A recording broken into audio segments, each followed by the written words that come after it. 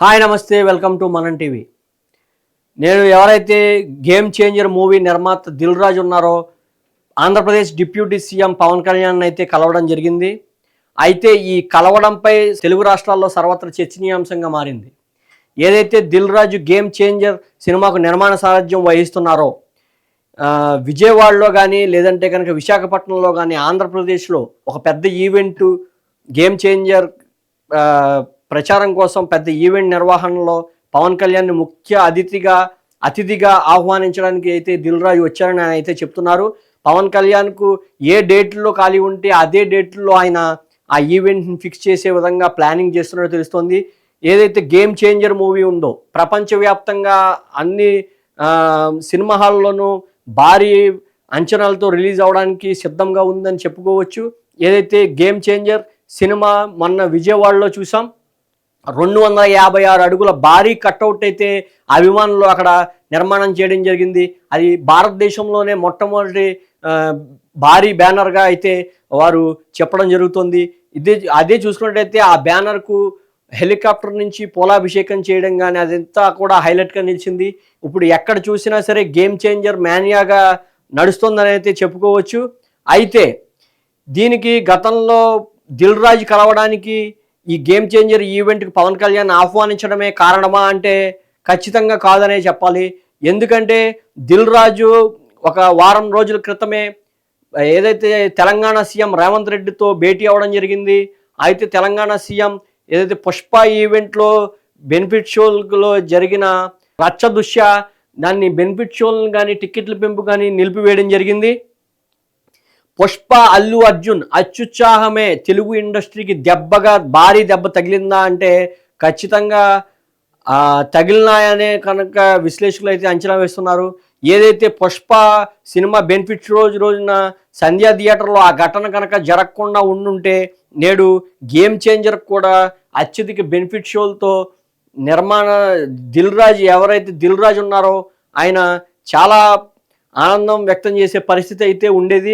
అయితే ఇప్పుడు గేమ్ చేంజర్కు కష్టాలు తీసుకొస్తోందా కలెక్షన్లు తీసుకురావడంలో అంటే ఖచ్చితంగా అవునని చెప్పాలి. ఎందుకంటే బెనిఫిట్ షోల ద్వారానే భారీగా ఒకేసారి కలెక్షన్లు అయితే రాబట్టే అవకాశం ఉంటుంది. అటువంటి అవకాశం నిర్వీర్యం అయిందా అంటే ఖచ్చితంగా నిర్వీర్యం అయిందనే చెప్పాలి.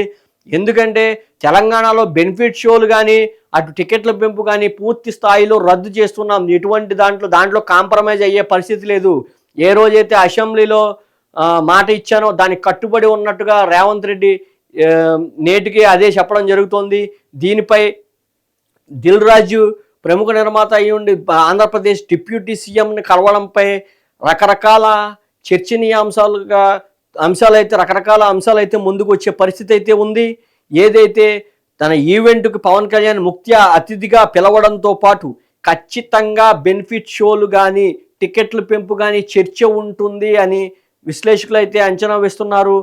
దానికి తగ్గట్టుగా దిల్ రాజు వ్యూహం అయితే రచిస్తున్నట్టయితే తెలుస్తుంది. ఎందుకంటే మనం ఎంత పాన్ ఇండియా స్టార్లు అయినా వరల్డ్ రిలీజ్ అయినా సరే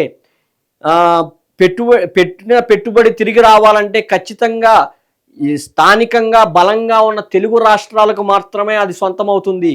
ఏదైతే తెలుగు రాష్ట్రాల్లో అభిమానులు మాత్రమే ఎంత టికెట్ అయినా సరే కొని తన అభిమాన హీరోని చూడాలనే కోరిక ఎక్కువగా ఉంటున్న తెలుగు ప్రాంతాల్లో తెలంగాణ ప్రాంతం ఏ రోజైతే బెనిఫిట్ షో రద్దు చేసిందో అది నిర్మాతలకు భారీ దెబ్బగా అయితే చెప్పుకోవచ్చు.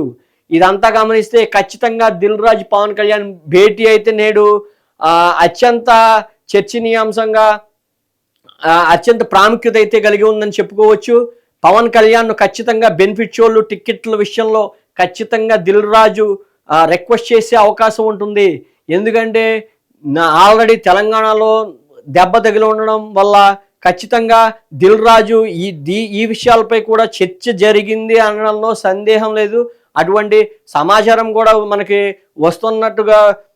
సమాచారం కూడా మనకి అందుతోంది. ఖచ్చితంగా బెనిఫిట్ షోలకు ఇవ్వాలి, టికెట్లు పెంపు ఇవ్వాలని చెప్పి పవన్ కళ్యాణ్ రిక్వెస్ట్ చేయడం, అదేవిధంగా విజయవాడలో కానీ విశాఖపట్నంలో కానీ ఒక భారీ బహిరంగ సభలో ఖచ్చితంగా ఈవెంట్లో పవన్ కళ్యాణ్ గారిని ముఖ్య అతిథిగా పాల్గొనడానికి ఆహ్వానిస్తున్నారు అని దిల్ రాజు బాహాటంగానే చెప్పడం జరుగుతుంది. దీనిపై సర్వత్రా చర్చనీయాంశమైంది.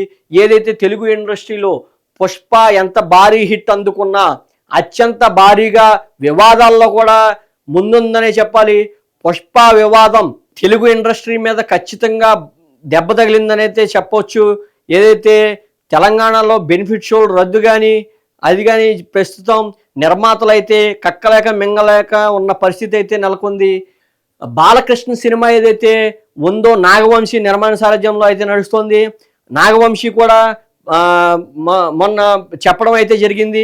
ఏదైతే మాకన్నా ముందు గేమ్ చేంజర్ మూవీతో FDA చైర్మన్గా వ్యవహరిస్తున్న దిల్ రాజు సినిమా రానుందని, దానికి ఏ రకంగా అయితే జరుగుతుందో తెలంగాణలో అదేవిధంగా మా సినిమాకు కూడా ఉండే అవకాశం ఉందని అయితే నాగవంశీ చెప్పడం జరిగింది. దీని ద్వారా పోల్చుకుంటే ఖచ్చితంగా దిల్ రాజు కానీ అటు నిర్మాతలు కానీ కొంత అసంతృప్తి అయితే వ్యక్తం చేస్తున్నట్టు తెలుస్తోంది. పుష్ప దెబ్బకి రానున్న భారీ బడ్జెట్ సినిమాలన్నీ కుదేలవుతాయా అంటే ఖచ్చితంగా ఎంతో కొంత దెబ్బ తగిలే అవకాశం ఉంటుంది. అయితే అటు రామ్ చరణ్ అభిమానులు మాత్రం తమ హీరో సినిమా టికెట్లు పెంచినా పెంచకపోయినా ఖచ్చితంగా విజయం సాధిస్తుందని అయితే ధీమా వ్యక్తం చేస్తున్న పరిస్థితి అయితే ఉంది. ఖచ్చితంగా బెనిఫిట్ షోలు ఉన్నా లేకపోయినా రామ్ చరణ్ గేమ్ చేంజర్ మూవీకి మటుకు ఎటువంటి డోకా లేదని, ఖచ్చితంగా భారీ విజయం సాధిస్తుందని అయితే అటు అభిమానులు ధీమా వ్యక్తం చేస్తున్న పరిస్థితి అయితే నెలకొంది.